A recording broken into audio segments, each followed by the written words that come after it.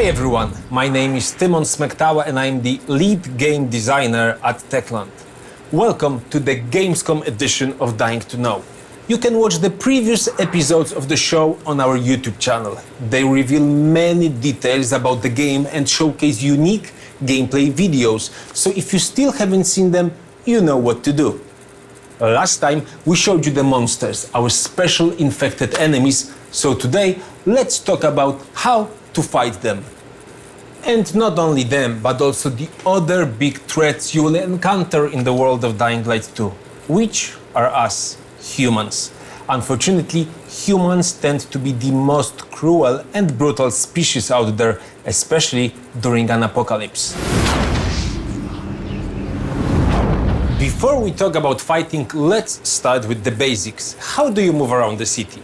If you watched our previous episodes, you know that a large portion of the city's population has changed into monsters, roaming the streets. That's why it's extremely difficult to move around, unless you can run, climb, brawl, swing and jump, as the best option to explore the world of Dying Light 2 is parkour.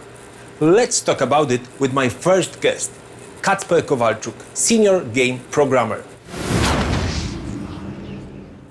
Kacper, you are in a team directly responsible for creating parkour movement in Dying Light 2. So, what can you tell the Gamescom viewers about it? Well, we're really excited for the players to see what we've prepared for them.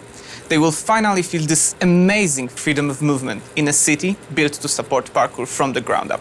Even the highest building is not an obstacle anymore, but a parkour tool to help you get higher. Even those familiar with Dying Light 1 will be pleasantly surprised, because we took all that we learned from parkour in DL1 and built everything from scratch. It's a more challenging way than to simply upgrade it, but it's more rewarding as well. Okay, but from my perspective, and I think your perspective as well, creating a realistic movement in an FPP game is very, very difficult. And we have spent a lot of time and resources to make it physical and exciting at the same time. So how do you feel about it, Kacper? We really wanted to improve players' perception of their avatar's body and of what happens to it during parkour. The animators had their hands full, but it definitely makes you feel like a real traceur, which is a person who professionally does parkour. It's all thanks to dozens or even hundreds of new animations. It's especially visible with ropes, pipelines, monkey bars, etc. With the increased number of animations, players can almost physically feel each movement while climbing the buildings. It gives them a realistic parkour experience and is also surprisingly simple to master, even for beginners. The city allows players to traverse it effectively as soon as they get there, and their mobility increases more as they learn new skills. There comes a time when players start noticing synergies between movements, and that's when the real fun begins. You literally feel like flowing through the environment. They also find out that the city itself helps them with parkouring, and what might have seemed an obstacle at the beginning becomes an asset once they learn how to use it.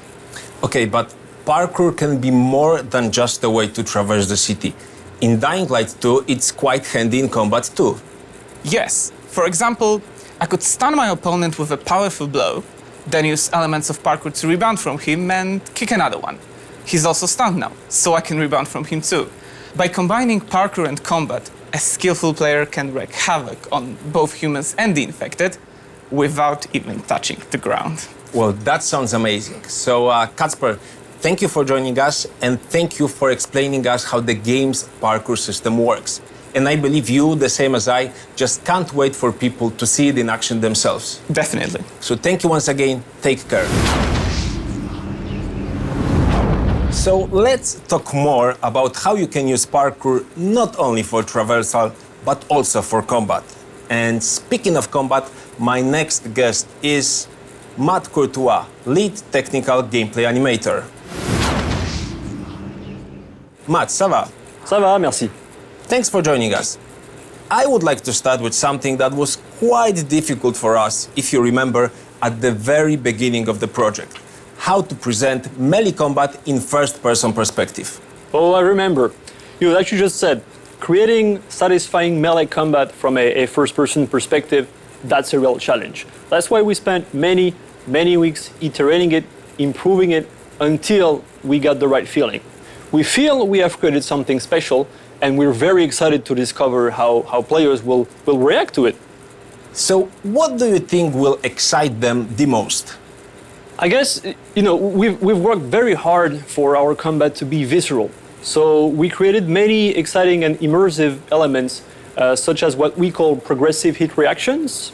So it's basically consecutive hits on enemies will enhance their reactions. They will react differently based on the weapon category you're using, based on the body parts you're targeting. So you can stun them, you can trip them over, you can cut off their limbs, which might sound pretty terrible.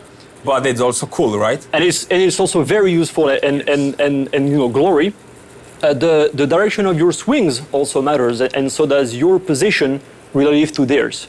We worked also with professional stuntmen to record more special, more spectacular hit reactions. That was mostly for parkour combat, but also generally speaking to highlight players' power and to convey as much satisfaction as possible. And I think it's safe to say that immersion is very important in the world of Dying Light 2. It's post-apocalypse, so it's very brutal and very demanding.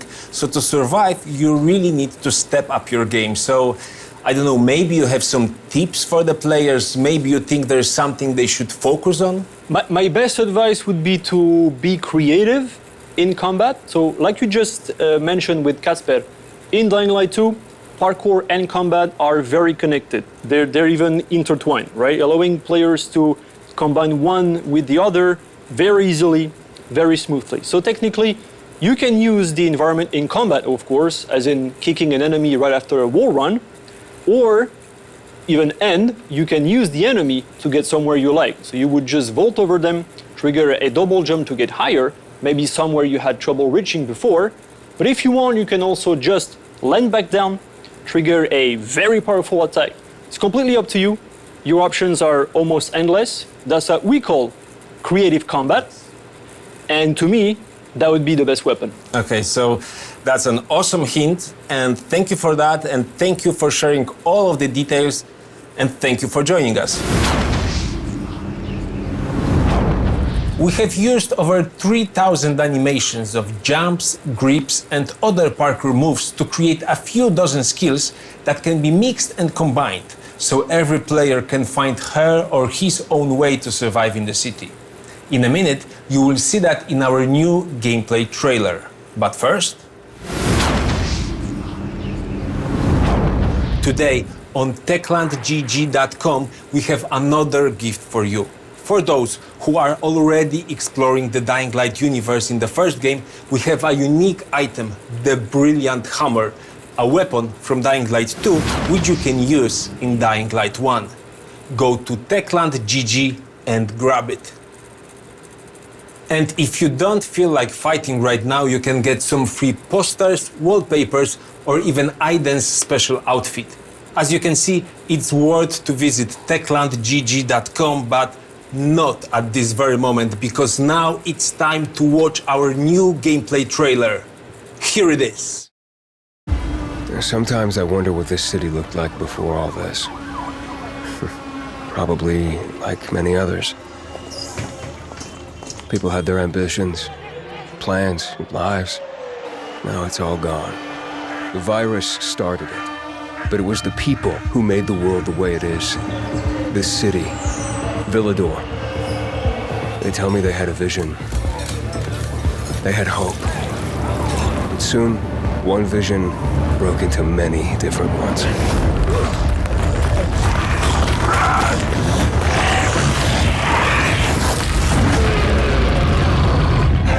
Instead of fighting together, people stood against each other. War broke out. Was it a little bird? Met a broken leg? Hope died.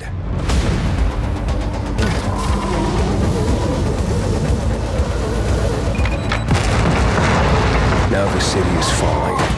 Each time we strike down an enemy, we absorb their strength.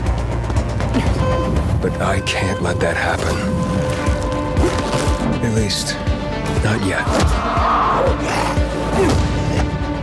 I need the secrets the city holds. Fuck.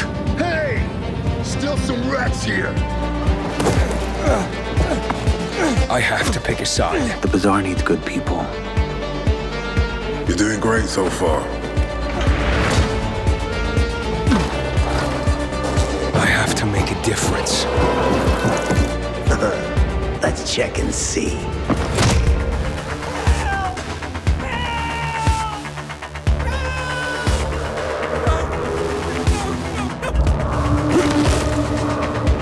They say that great change is a series of small gestures. How about this series?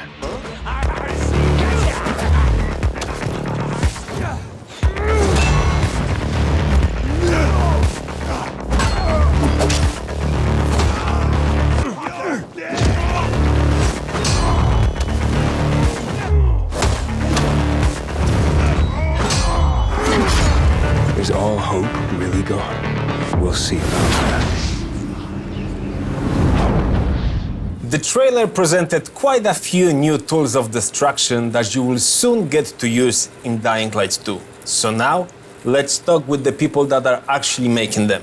Marek Musiał, lead 3D weapon artist. Hi. And Szymon Strauss, the producer of the weapons team. Hello. The first question, maybe to Marek, is Marek, can you explain how we as a team have approached the process of creating weapons of Dying Light 2? Yes, we wanted the weapons to be credible. It's been a long time since the apocalypse and everything of value has already been looted. There aren't any stores to buy a new weapon, so you need to build your equipment from what you find. That's why we had to design dozens of unique weapons practically from scratch. And actually, that was our design pillar, the modern Dark Ages. Absolutely. Modern Dark Ages is this concept of fallen civilization that moved back people nearly to the Middle Ages. So there are no laws, no rules, no technologies. That's why our weapons, we try to create them in a most deadly and violent way. And working with that concept, where did you get the inspirations from? Well, citizens of Villedor, they could only use stuff they found in the world. So we thought we should do exactly the same. We scavenge. So mostly we've been looking for our inspiration in stores selling agricultural, construction, military tools. But also at places like junkyards. Actually, that's true. So right now we've got nearly 200 of them in game. And even though some of them may look very simple, we've got also quite the opposite, like, I don't know, semi-automatic crossbow. I will love this one. And our weapons are very diverse visually. Each one has a unique design and history. Just by looking at the weapon, you can tell where the maker found the parts. At a military base, a museum, a repair garage. Exactly.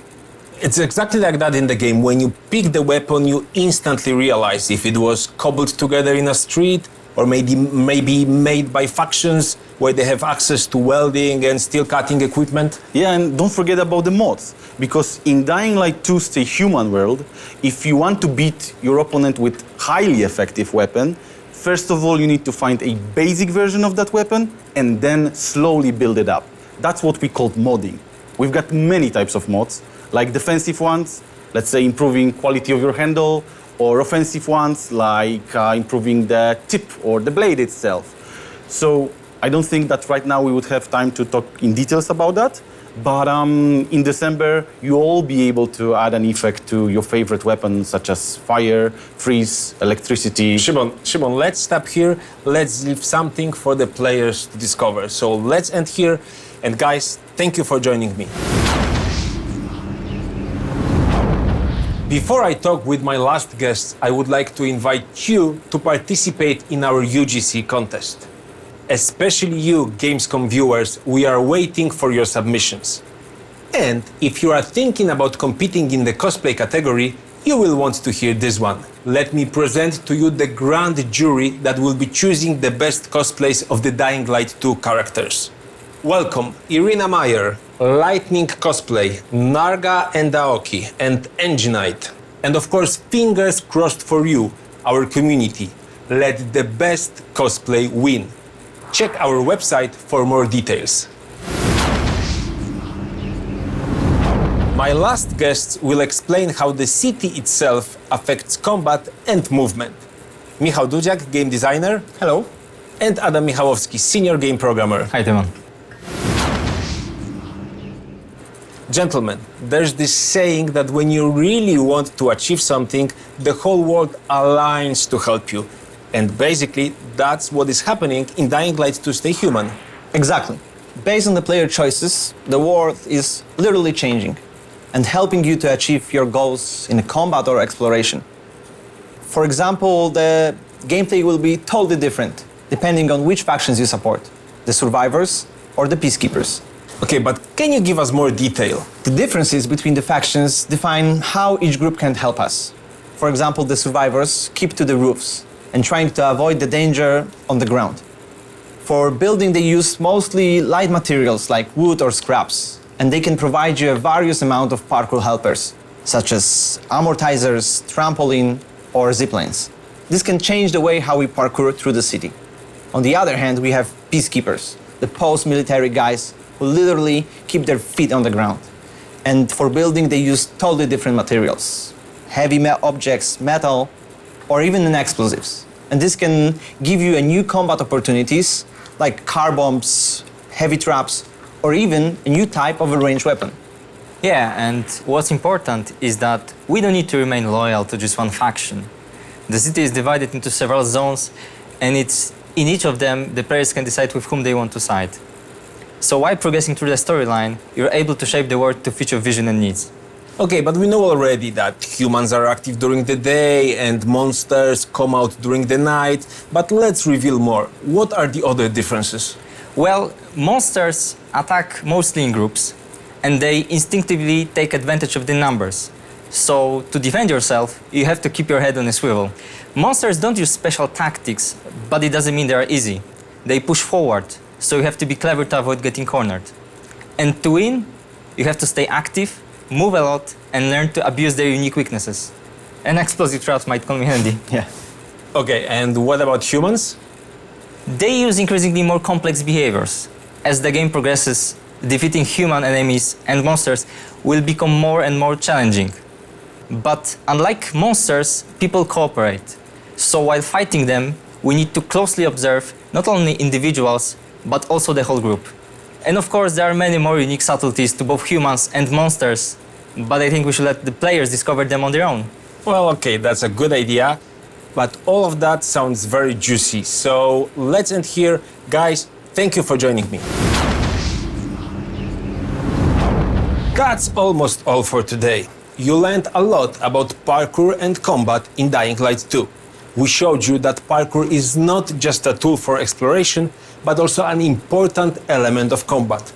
You discovered some of the weapons that you will soon get to wield, and you saw how choosing a faction may support your parkour and combat skills. Before we end this episode, we have one more special announcement for you. Dying Light 1 is coming to Nintendo Switch. So yes, it's official now. Soon, you will be able to play the ultimate open-world zombie game on a new platform.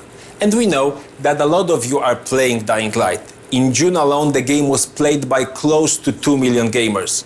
Big thanks to our community. You're awesome. Dying Light 1 for Nintendo Switch will be released in Platinum Edition.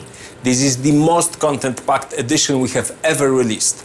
On a single playthrough, it contains over 100 hours of gameplay, not mentioning the time you can spend exploring the world with your friends in co-op mode. More details are coming soon.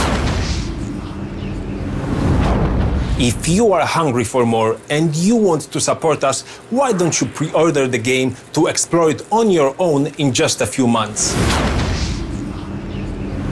That's all for today. Thank you, Gamescom, and see you in the next episodes of Dying to Know.